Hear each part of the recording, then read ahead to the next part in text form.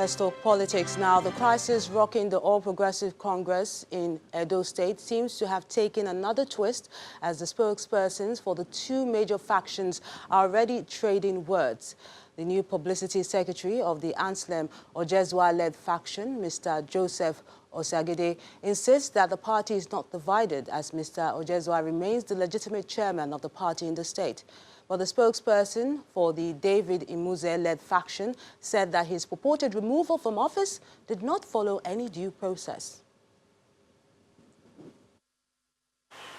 I'm not a fashioner publicity secretary of this great party. I am the state publicity secretary of APC. We don't have any fashion in APC. That might surprise some of you to hear. Those who left this party left to form EPM. And EPM, to date, remains an unregistered political association or social association that has no bearing whatsoever with APC. Although some of our national leaders, including our national chairman, is flirting with some of the members, it has nothing to do with us. We remain a formidable party. We are very much intact, and we intend to continue to deliver the goods. Anselm Ojezwa was legally and constitutionally removed as chairman of APC in November 2019. Members of the State Working Committee got the required number of signatures, passed a vote of no confidence on him, and removed him as chairman. That resolution, that motion was subsequently ratified by the National Working Committee, which effectively put a legal and final seal on his tenure as state chairman. For Osagede to say that he is the only recognized state publicity secretary, I will not take issues up personally with him. But the office of state publicity secretary comes by an electoral mandate, and I was brought into office by an electoral mandate through a state congress. From Edo to Borno State, where the governor, Babagana Zulum, is accusing the military and the police of extorting travelers on the Maiduguri-Damaturu Expressway. Governor Zulum made the allegation today when he visited the highway following reports that security officials manning the highway locked it down, leaving travelers on the road stranded. He accused the security operatives of collecting bribe from the travelers who do not have national identity cards. I'm reporting anybody in this world. People are collecting 1,000 naira. No human being can accept. Since morning, Boko Haram is attacking people, and again, Nigerian military and soldiers and police are receiving money and checking 1,000 naira per incident to proceed. I will look into this because there's no that nobody should do such a thing. We have seen it. That is the commissioners. In neighboring Kaduna State, Governor Nasir El-Rufai has ordered the closure of all illegal gas retail outlets located in residential areas across the state with immediate effect.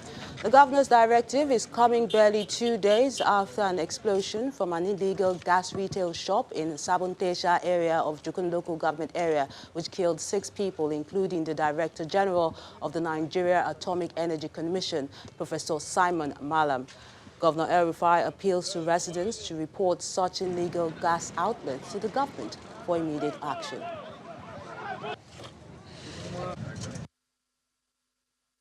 This incident is further proof and evidence that there are some high-risk activities that we should not allow to be located in residential areas. Gas refilling is a high-risk activity that should be undertaken in industrial layouts where all the safety precautions can be put in place. In a residential area like this, it is not acceptable to have these kind of facilities. And we've already given directives that all such outlets should be shut down. We will relocate them. We will give them land in the industrial areas where adequate precautions to prevent things like this happening will be put in place. If you see anyone selling gas or doing any risky activity in your neighborhood, please let Kasubda know, let KEPA know, or write directly to me as governor of your state it is my duty to ensure that everyone is safe. A riot broke out in Yanagwa, the Bayelsa state capital, today following the shooting of a commercial bus driver and 2 of his passengers, allegedly by a policeman attached to a new generation bank in the capital city. The policeman reportedly had an argument with the bus driver, opened fire on the commercial bus, and fled the scene. The Bayelsa State Police Public Relations Officer confirmed the arrest of the policeman, noting that the full report of the circumstances surrounding the incident would be made public soon. There's been a fresh argument between the lawyer to the Saraki family and the Kwara state government over the purported court injunction stopping further action on a property belonging to the Saraki family in Ilorin, popularly known as Ile-Arugbo, but now taken over by the state government.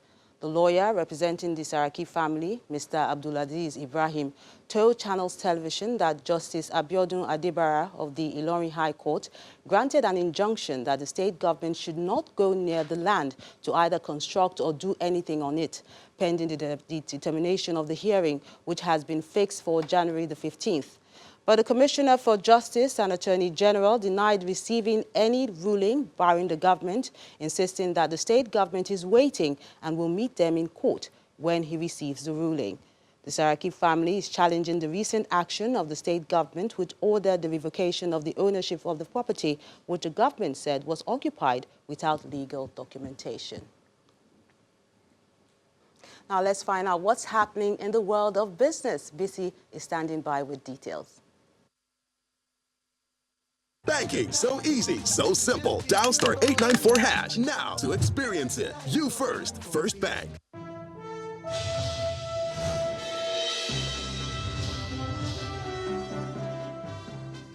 Welcome to Business News. The Central Bank of Nigeria has released a framework on the Nigerian Payment System Risk and Information Security Management to guide the management of risk associated with the payment system in Nigeria. Some of the risks that the framework is expected to address include systemic, credit, liquidity, and operational risk. The CBN says the framework is also meant to establish sound governance arrangements to oversee the risk management framework by ensuring that risks are identified, monitored, treated, and establish clear and appropriate rules and procedures to carry out the risk management objectives. According to the financial regulator, the approved framework became necessary in order to identify and address sources of systemic risk within the Nigerian payment system landscape. And in Ghana, the central bank has explained that the introduction of new denominations of its currency, the cedi, is not an ambush, but rather born out of a well-thought-out currency reform program. The bank explains in a statement that international best practices require monetary authorities to review their currency regimes at intervals between 5 and 10 years to ensure that demand for banknotes are well aligned with economic activity.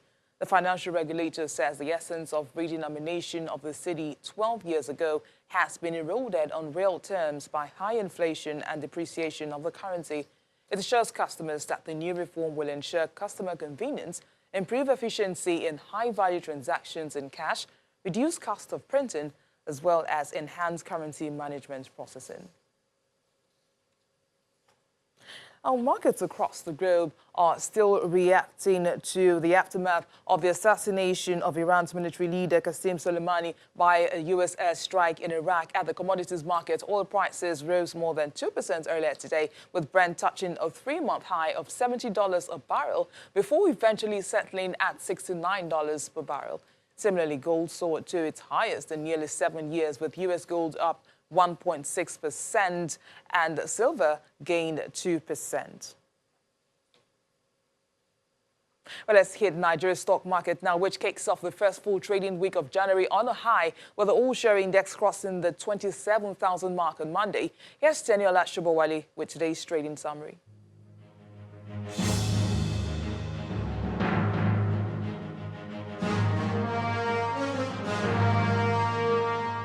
Hello and welcome to the Stock Market Report. The stock market kicks off the first full trading week of January positive as the NSE's main index enters the 27,000 level with a 1.38% surge, while the equities value added 179 billion naira to the previous gain. Monday's bullish performance, which was propelled by a strong rally from the banking sector, with support from the industrial goods key components and some mid-cap equities. This comes after 3 out of 5 Tier 1 lenders, GT Bank, Zenith and Access, notifies the market about considerations and ratifications for their full-year 2019 financial results. Meanwhile, the 6th consecutive day rally, which commenced at the end of 2019, was largely evident on the share price of 30 gainers, led by 10% increase from FCMB against 4 losers led by PZ Cousins, while Zenith Bank is the highest contributor to more than 520.43 million shares traded today. And that's the stock market report. I'm Teniola Shubowale.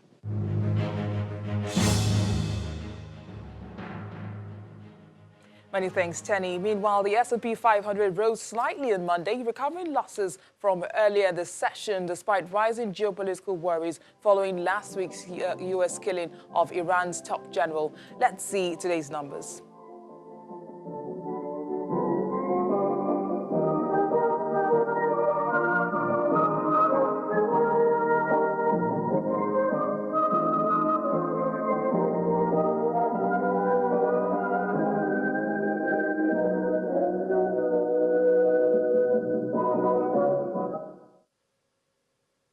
And that's it on Business News. Thank you for watching. I am Bisi Adebayo. Banking so easy, so simple. Dial *894# now to experience it. You first, First Bank. Many thanks, Bisi. Thousands of people gathered in Tehran today for the funeral of the Iranian military commander Qasem Soleimani. The late general was killed in a U.S. drone strike Friday morning in an attack ordered by U.S. President Donald Trump. Simon Pusey has more in Around the World in 5. Good evening from the Channel's newsroom here in London. Huge crowds have packed the streets of the Iranian capital Tehran for the funeral of the Iranian military commander Qasem Soleimani. Tens of thousands of people gathered to mourn the death of the head of Iran's elite Quds force. Speaking at the funeral, Soleimani's daughter, Zainab Soleimani, warned her father's death would bring a dark day for the United States. The country's supreme leader, Ayatollah Ali Khamenei, was visibly emotional as he led prayers in the funeral. Soleimani was assassinated in a US drone strike in Iraq on Friday on the orders of President Donald Trump. Iran has vowed severe revenge for the death. The 62-year-old headed Iran's elite Quds force and was tasked with protecting and boosting Iran's influence in the Middle East. The US saw him as a terrorist and justified the killing. President Trump said Soleimani was plotting imminent attacks on US diplomats and military personnel. While some analysts think Iran will react to the killing, they don't predict all-out war. I believe something is going to happen between US and Iran will take a physical action against the US. I don't know how, where. Obviously, I don't believe Iran is looking for a war, and that's for sure. Australia will commit an extra $2 billion over the next 2 years to help cover the cost of rebuilding the massive damage left by the bushfires. That's according to the country's Prime Minister. Aerial views from a helicopter on Monday showed the damage done by bushfires that have raged across the country. More than 8 million hectares of land have so far been destroyed in the current fire season, an area nearly the size of Austria. Meanwhile, video taken on board a Royal Australia Air Force plane during a mission to help rescue those stranded by the bushfires showed the views shrouded by a glowing orange haze. The Australian Prime Minister said the government would pay whatever it costs to recover from the fires.